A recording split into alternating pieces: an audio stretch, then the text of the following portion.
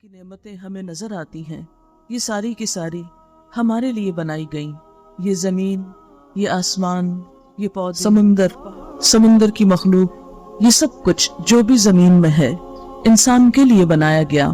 اللہ سبحانہ وتعالی کا ارشاد ہے خلق لکم ما فی الارض جمیعا، اس نے تمہارے جو لیے کچھ پیدا زمین میں ہے سارے کا سارا، اور اگر ان ساری چیزوں کو ہم گننا چاہیں وَإِن تَعُدُّوا نِعْمَةَ اللَّهِ لَا تُحْصُوهَا، اگر تم اللہ کی نعمتوں کو گننا چاہو، شمار کرنا چاہو، نہیں کر سکتے.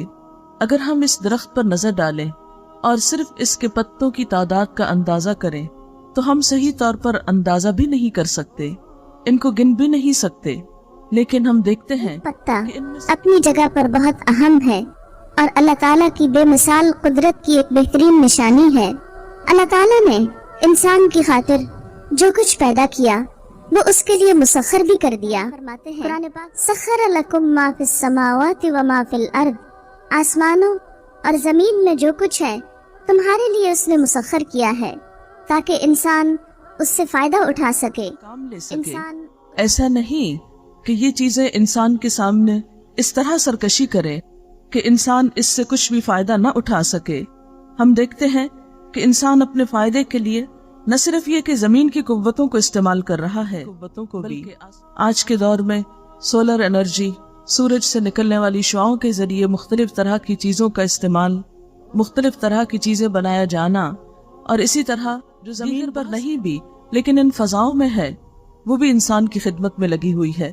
اگر چاند ہی کو دیکھیں تو چاند کی ریز چاند کی زمین پر روشنی پھیلاتی ہیں، وہاں سمندروں کے پانی کو ہلاتی ہیں، ان کو سٹر کرتی ہیں. اس پانی کے ہلنے کی وجہ سے سمندر کے اندر بے پناہ مخلوق زندہ ہے. یہ سب کچھ نہ ہو، یعنی سمندر کا پانی ایک ہی جگہ ساکت و جامد ہو اور وہ نہ ہلے، تو سمندر کے اندر رہنے والی مخلوق کو اور اس طرح وہ فائدہ نہ اٹھا سکے. اور پھر اسی طرح ہم دیکھتے ہیں کہ اللہ سبحانہ وتعالی مختلف قسم کے جانوروں کا ذکر والانعام خلقہا، مویشی جانوروں کو اس نے پیدا کیا. لکم فیہا دفء ومنافع، تمہارے لیے اس میں گرمی کا سامان بھی ہے اور بہت سے فائدے. ومنہا تأکلون، کھاتے بھی ہو، اور ان میں سے یعنی ان کے بال اور کھال کو تم استعمال کرتے ہو، اس سے اپنے لباس تیار کرتے ہو. وَلَكُمْ فِيهَا جَمَالٌ، تمہارے لیے ان میں حین خوبصورتی، تریحون وحین تسرحون، جس وقت تم صبح اور شام انہیں چرانے کے لیے لے جاتے اور واپس لاتے ہو.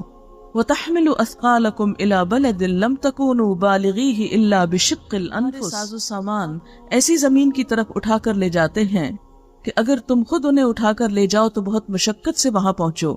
پھر فرمایا وَالْخَيْلَ وَالْبِغَالَ وَالْحَمِيرَ، خچر اور گدھے، لِتَرْكَبُوهَا وَزِينَةً، یہ اس لیے پیدا کیے اور کہ یہ زینت کا سامان بھی ہیں. وَيَخْلُقُ مَا لَا تَعْلَمُونَ، جو تم جانتے بھی نہیں ہو.